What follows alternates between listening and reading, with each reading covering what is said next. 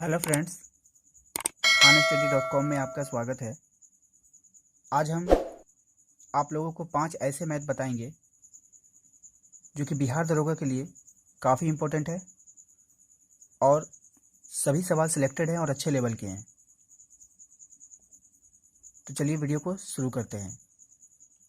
हमारा पहला सवाल है कि तेल के मूल्य में 10% कमी हो जाने से इसकी खपत में कितना प्रतिशत वृद्धि की जाए जिससे कि खर्च अपरिवर्तित रहे।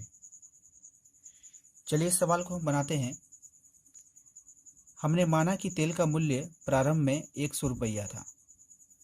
अगर तेल का मूल्य प्रारंभ में 100 रुपया है तो हम खपत भी 100 रुपया का कर पा रहे होंगे। जब तेल का मूल्य 100 रुपया है तो खपत भी हम 100 रुपया का कर पा रहे होंगे, यानी हम पूरा खपत कर पा रहे होंगे। अब होता यह है कि तेल के मूल्य में 10% की कमी आ जाती है, यानी तेल का मूल्य जो है अब 100 ना होकर के 90 रुपया हो जाता है।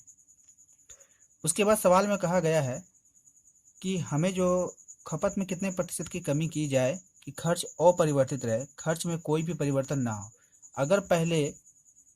अगर पहले का खर्च जो है वो 100 रुपया था तो अभी भी खर्च हमारा 100 होगा, ठीक है।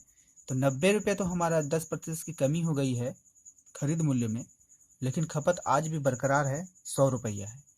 तो हमें जो है कितने प्रतिशत की वृद्धि करनी जाए अपने खपत में कि खर्च जो है वो अपरिवर्तित रहे। तो हम यहाँ देख रहे हैं कि हमें 10 की वृद्धि करनी होगी, प्लस 10 करना होगा पहले जैसा पहुँचने में। 10 की वृद्धि करनी होगी कितनी में, 90 में, और प्रतिशत में बदलने के लिए 100 से गुना कर देना है। तो यहाँ हमारा 100/9 आ जाएगा, यानी 11.1/9%, और यही हमारा आंसर होगा। चलिए दूसरे सवाल की ओर चलते हैं। हमारा दूसरा सवाल है कि 25 वस्तुओं का क्रय मूल्य 20 वस्तुओं के विक्रय मूल्य के बराबर है, तो लाभ प्रतिशत बताइए। आपको कहा जा रहा है कि 25 वस्तुओं का जो सीपी है वो 20 वस्तुओं के एसपी के बराबर है। तो हम यहाँ पे इसे कटा लेंगे 5 से 5 बार में और 5 से 4 बार में। इसके बाद हम सीपी और एसपी का रेशियो निकालेंगे। तो सीपी इक्वल टू 4 है, तो सीपी का 4 हो गया वैल्यू और एसपी का 5 हो गया। हम वस्तु को 4 रुपया में खरीद रहे हैं और 5 रुपया में बेच रहे हैं। तो हम देख पा रहे हैं कि यहाँ पे हमें 1 रुपया का प्रॉफिट हो रहा है। 1 रुपया का प्रॉफिट हो रहा है सीपी पर, क्योंकि लाभ और हानि हमें सीपी पर होता है। 1 रुपया का प्रॉफिट हो रहा है सीपी पर, और प्रतिशत निकालने के लिए 100 से गुना। 4 से ये कट जाएगा 25 बार में, इसलिए हमें इस पूरे सौदे पे 25% का लाभ हो रहा है। चलिए हम तीसरे सवाल की ओर चलते हैं। हमारे तीसरे सवाल में कहा जा रहा है कि एक सामान का मूल्य 200 रुपया है। एक सामान का मूल्य 200 रुपया है, वह 175 रुपया में उपलब्ध है, मतलब कि 175 रुपया में बेचा जा रहा है। तो उस पर किस दर से बट्टा दिया गया, यानी कि छूट दिया गया, डिस्काउंट दिया गया। तो चलिए इसे बनाते हैं। हमने माना कि उसका मान लीजिए उसका प्राइस जो है आपको 200 रुपये दिखा रहा है, लेकिन आपको जो मिला है वो कितना में मिला है, 175 रुपये में मिला है। तो आपको यहाँ पे छूट कितने का मिला है, 25 रुपये का डिस्काउंट मिला है।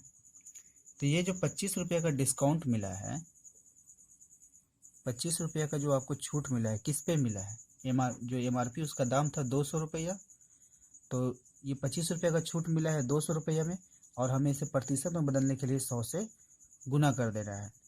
तो 0 से 0 कट जाएगा।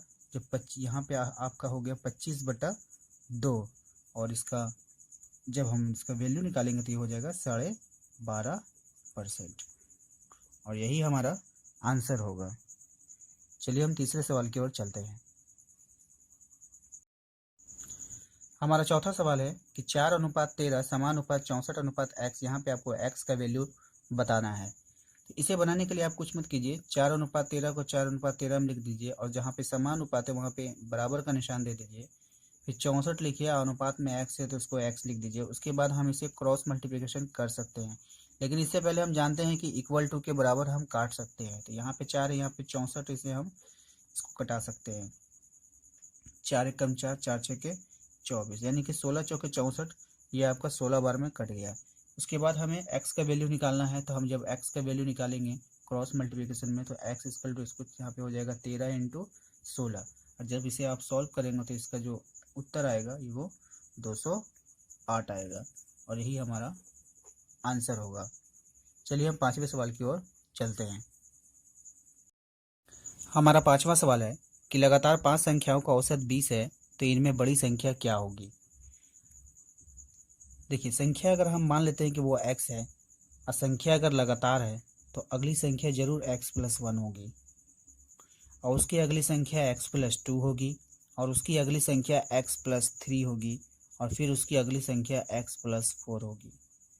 जब भी लगातार संख्या की बात की जाए तो x से शुरू होगा और x+4 पे ख़त्म होगा, तब जाकर के वो 5 संख्या हो जाएगी। अगर संख्याएं अगर 10 है तो x से शुरू होगी और x+9 पे ख़त्म होगी।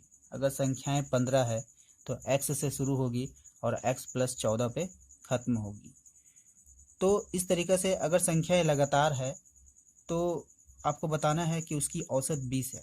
यहाँ पे हम देख पा रहे हैं कि औसत जो होता है वो हमेशा बीच वाला होता है। यहाँ से आप दो इधर से हटा लीजिए, जो बीच में बचा वही आपका औसत है। तो जब ये हमारे अनुसार औसत x+2 है, जबकि सवाल में कहा गया है कि औसत जो है वो 20 है, तो जब हम x का वैल्यू निकालेंगे तो 20 - 2 बराबर 8, 18 इसका x का वैल्यू 18 आ गया है। लेकिन आपसे सवाल में कहा जा रहा है कि सबसे बड़ी संख्या बताइए, तो इसमें सबसे बड़ी संख्या जो है वो आखिरी वाला है, तो हम यहाँ पे x+4 का वैल्यू बताएंगे। तो 18 + 4 मिला करके हो जाएगा 22, और यही हमारा आंसर होगा। तो उम्मीद करते हैं कि आप लोगों को हमारा ये वीडियो पसंद आया है। वीडियो पसंद आया है तो वीडियो को लाइक करें और साथ ही साथ हमारे चैनल को सब्सक्राइब करना ना भूलें। Thank you.